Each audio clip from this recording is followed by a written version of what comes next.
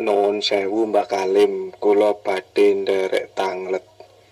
Jadi nopo manfaate orang-orang yang berbuat ibadah, berbuat baik, ya, berbuat baik, mengikuti sunnah Rasul, melaksanakan rukun iman, rukun Islam, ya, rukun Islam dilaksanakan. Terus manfaate nopo untuk manusia kalau pada akhirnya setelah meninggal tadi sudah selesai, layar ditutup. Pripun Mbak Kalim penjelasanipun, matur nuwun. Bismillahirrahmanirrahim. Kebaikan dan keburukan di sisi Allah dan kebaikan serta keburukan di sisi manusia berbeda. Kebaikan di sisi manusia, manusia memandang badan-badannya. Ketika ada badan orang lain sholat, manusia menilai itulah kebaikan. Ketika kita melihat orang bersedekah, itulah nilai kebaikan. Ketika ada orang menolong sesama, itulah nilai kebaikan di sisi manusia. Demikian pula dengan hal-hal yang buruk. Ketika ada orang yang membegal, itu namanya keburukan. Ada orang yang berjudi, berzina, merampok, mencuri, itu keburukan di sisi manusia. Karena yang dipandang oleh manusia adalah badan-badannya. Karena selama ini badannya lah yang berasa berkuasa atas segala tindak lelakunya badan. Sedangkan di hati, jadi kebaikan di sisi manusia seperti itu, dan keburukan di sisi manusia pun seperti itu. Jadi yang dipandang, yang dinilai adalah gerak laku badannya. Dan kebaikan di sisi Allah adalah hati tidak mensekutukan Allah dengan dirinya. Ketika kita sholat, hatinya sudah lillahi ta'ala. Hatinya sudah tidak merasa dirinya yang sholat, tidak merasa dirinya yang ibadah. Sesuai dengan Al-Quran, inna sholati wa nusuki wa mahyaya wa mamati lillah. Nah, lillahnya ini Allah, bukan manusia. Lillahi rabbil alamin. Serta sesuai dengan petunjuk Rasulullah bahwa setiap sholat ataupun ibadah diawali dengan niat. Agar apa? Agar bisa menembus pintu akhirat, yakni bertemu dengan Allahnya di alam lillah. Itulah tuntunan Rasulullah. Sedangkan selama ini meskipun kita sholat, meskipun kita ibadah, akan tetapi hati kita mensekutukan Allah dengan diri kita. Jadi selama ini praktek hati kita bukan lillahi ta'ala, akan tetapi linafsi. Itulah hakikat keburukan di sisi Allah. Meskipun kelihatannya badan-badan ini beribadah ataupun sholat, akan tetapi hati kita selama ini mensekutukan Allah dengan diri kita, yakni kita akui semua apa yang bukan hak kita. Hidup itu Allah. Tanpa adanya hidup, apakah ada lelakunya manusia?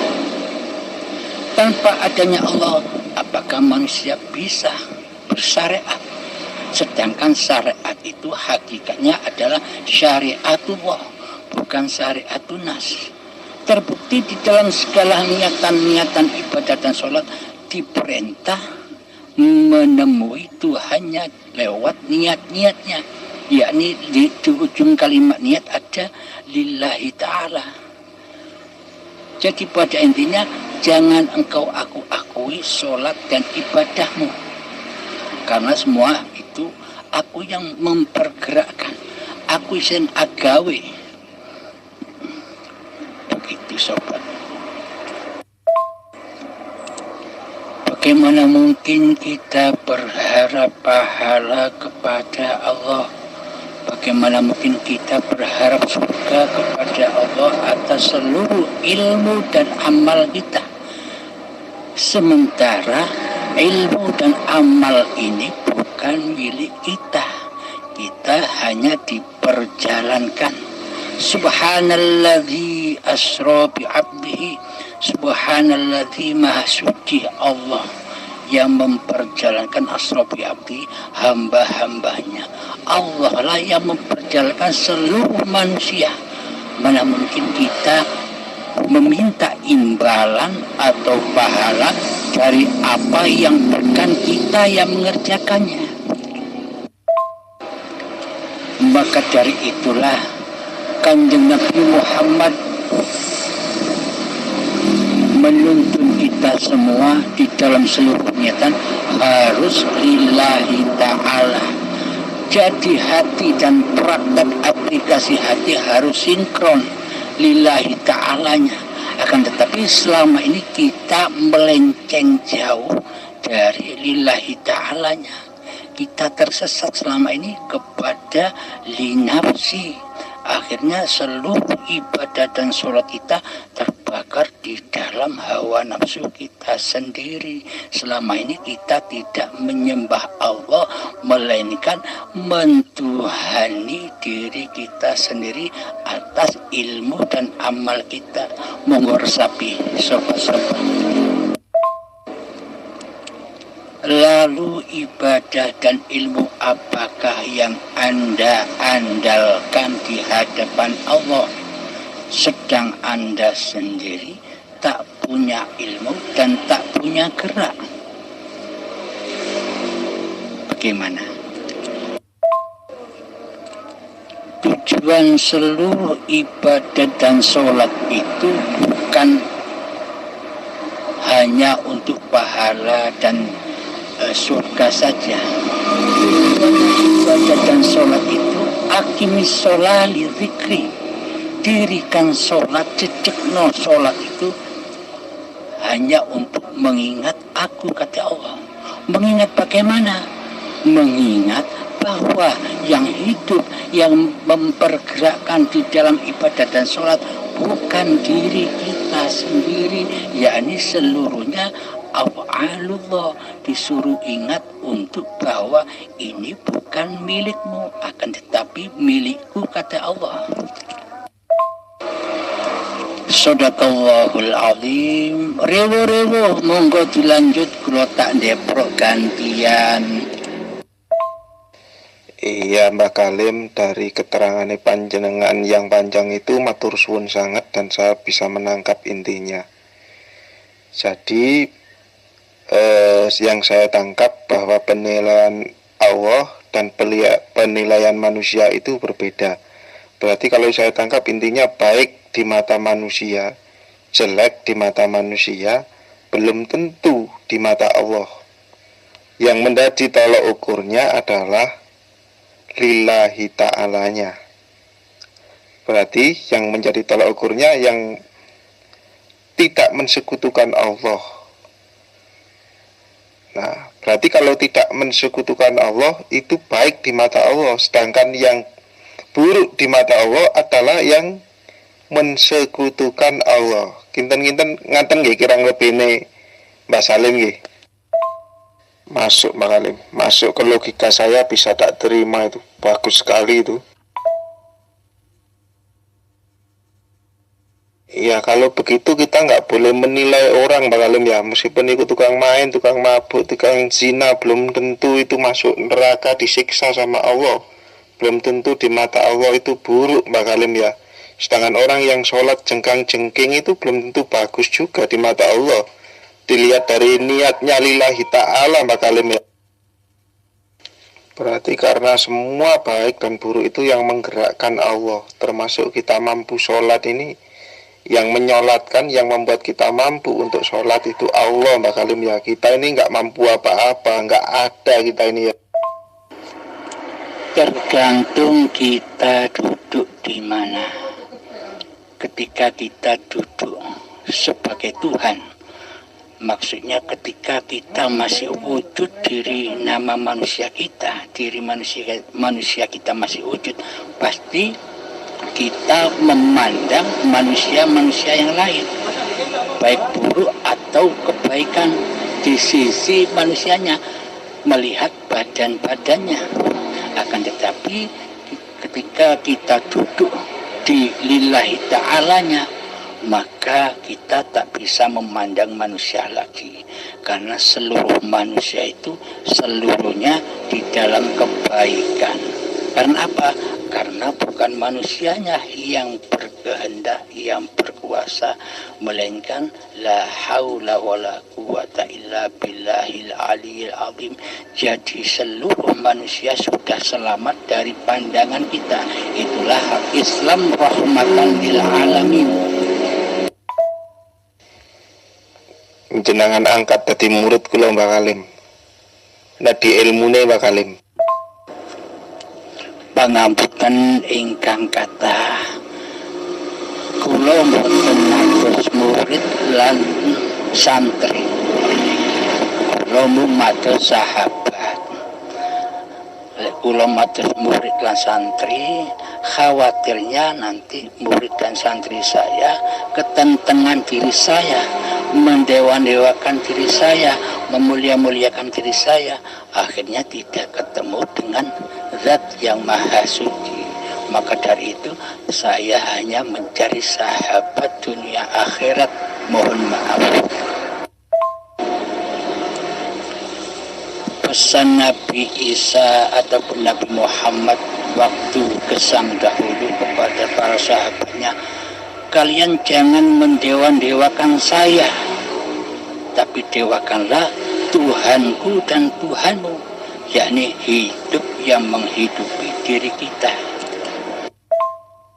Wah cocok itu Mbak Kalim ten kula. Memang untuk menuju ke Allah itu memang murid-mursid harus ditinggalkan, guru-guru ditinggalkan. Jadi nafsi-nafsi langsung ke Allah itu sendiri. Termasuk guru, mursyid, siapa aja sudah. Penghalang memang disingkirkan dulu, kita langsung lurus menuju ke Allah. Nah pertanyaan saya Mbak Kalim ya kan, selama ini Mbak Kalim sudah banyak memberikan ilmu, memberikan wejangan.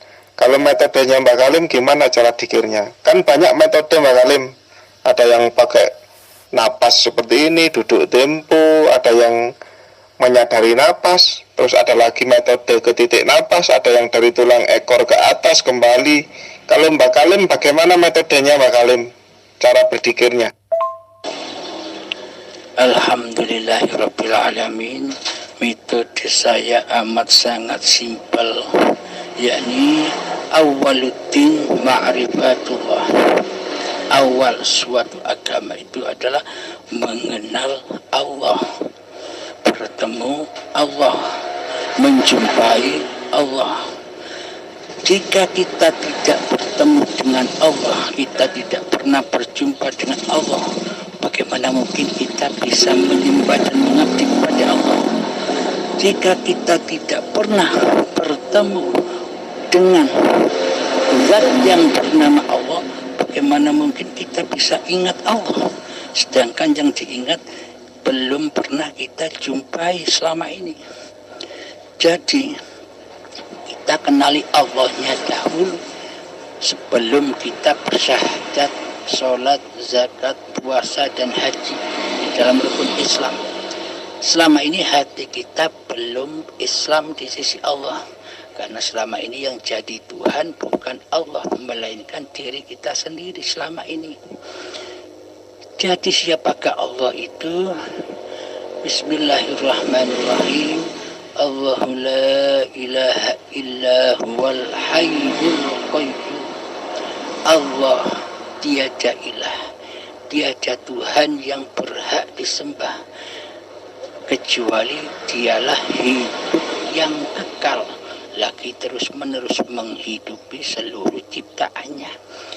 Jadi pada intinya, bagaimana mungkin kita bisa mengenal Allah sementara praktek hati kita selama ini berposisi sebagai Allah. Maka persembahkan kembali, maka abdikan kembali bahwa hidup ini Allah lewat jalan zuhud. Jadi zuhudnya tidak harus zuhud bersila duduk seperti betapa. Zuhudnya di mana-mana. Contoh ketika kita merokok. Sambil merokok kita diam, masuk ke dalam diri, pandanglah hidup, saksikanlah hidup yang merokokkan badan. Inilah tauhid. Inilah yang dimaksud la ilaha illallah. Bila Anda bisa merasakan Allahnya di dalam rokok, ditimbang dengan amal ibadah sejak akil balik sampai setua ini yang tanpa tauhid, kira-kira berat mana timbangannya? Masuk niku Mbak Alim, ayat niku masuk. Allahu la ilaha illa huwal hayyul qayyum. Iya, berarti Allah ini hidup Mbak Alim ya. Allah ini hidup ini ya. Nah itu betul Pak Kalim. Memang posisi sampean ngomong ini betul. Memang simpel sekali. Tapi nek wong-wong kabeh memang kurang ngerti lakune zuhud otomatis ya munyer-munyer to Mbak Kalim. Contohnya dengan dikir nafas, dengan dikir ewon kan cek munyer-munyer nang lingkaran. Jadi bukan zuhud itu masih mencari tempat zuhudnya itu. Ya maklumi saja Mbak Kalim. Biarkan dia mencari dengan dirinya sendiri aja. Soalnya lamun dituduhno kadang-kadang nggak percaya. Itu menungso kok mek ngene tok ae padahal itu sak temene. Karena mindsetnya wis terkontaminasi dengan pikir-pikir ribuan pikir-pikir yang begitu banyak. Dituduhno sing enteng sing gamblang kadang-kadang jika percaya itu sing sering terjadi. Oke. Lanjut Mbak Kalim. Rewu-rewu monggo gantian gusu kula tak ndeprok sambil nguduk gantian nggih. Matur suwun Mbak Alim, matur suwun keterangannya sangat bermanfaat dan itu menjadi perenungan saya ya. Menjadi tafakur untuk saya itu. Ya sambil lutut sambil zuhud. Guse sambil ngelas sambil zuhud. Karo nyocot gini ya zuhud. Harus selalu zuhud. Itulah yang sebenarnya. Jika Anda sudah sampai di alam lillah, maka seluruh alam-alam gaib yang diceritakan di syariat, alam kematian, alam kubur, siksa kubur, hari kiamat, hari kebangkitan, hari akhirat, yaumul hisab, siratal mustaqim, neraka, surga, seluruhnya sudah Anda lewati, sudah lebur ketika Anda sudah bertemu wajah Allah. Jadi alam-alam itu sangat nyata sekali, tidak gaib lagi.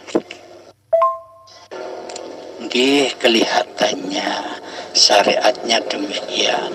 Akan tetapi jika Anda paham syariat itu milik siapa, manusia itu milik siapa, begitu kurang.